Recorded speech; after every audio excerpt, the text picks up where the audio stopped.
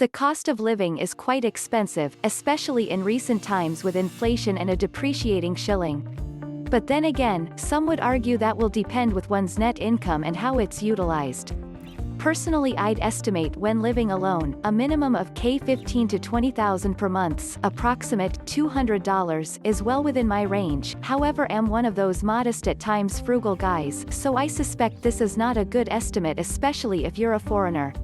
Bear in mind though that a lot of Kenyans live under $1 a day.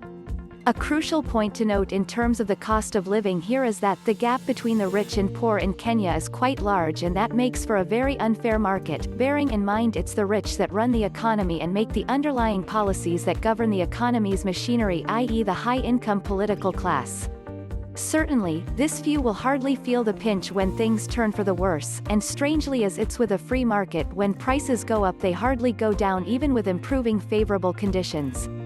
A case in point is the public transport sector, where fares shot up 2 years ago due to the then soaring global oil prices, yet right now when the cost of oil has gone down significantly, the same is yet to reflect on the fares. The majority of the consumer, the local mwananchi, Swahili for citizen, as we like to put it, is gravely disadvantaged in this setup, and more people are getting tired of all this, and the recent civil strikes and online campaigns against certain monopolies can bear witness to that. However, I'd like to stress that Kenya is hardly a special case. I'd like to believe the same applies to a lot of developing nations in Africa and elsewhere in the world, and under such prevailing conditions it's one's duty to adapt, to look to themselves and do what can improve their lives rather than wait for the government to rise to the occasion. And going with recent observations, especially among young people, budgeting, saving and more importantly living within one's means, is crucial in this age of unrelenting consumerism. Therefore, with regards to that, I'd like to believe that Nairobi is just as expensive as many other cities unless you make it otherwise. Cost of living in Nairobi is moderate. Accommodation is the biggest expense for most people in Nairobi. The rest of your expenses will depend on your lifestyle. Imported goods are sold in common supermarkets, Nakumatt, Uchumi etc., and malls can be quite expensive. Shopping at local markets will save you money. Haggling and bargaining are a part of Kenyan culture and is common in open markets where produce or clothes are sold.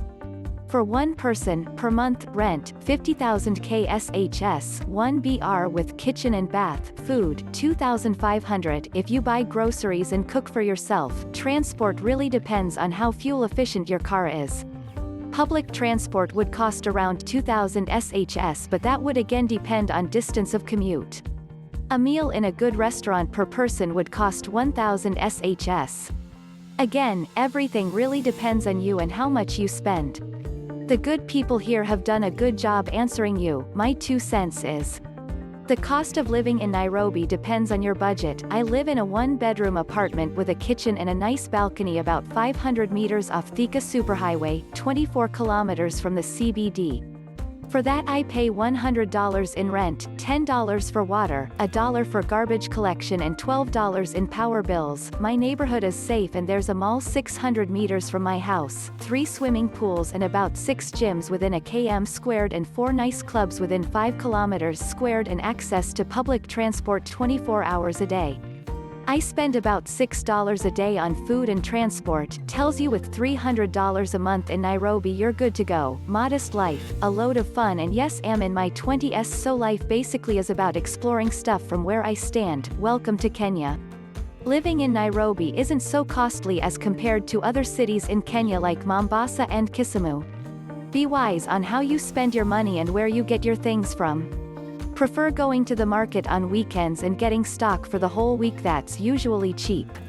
There are several homemakers in parklands that sell essential things like dough at a cheaper cost.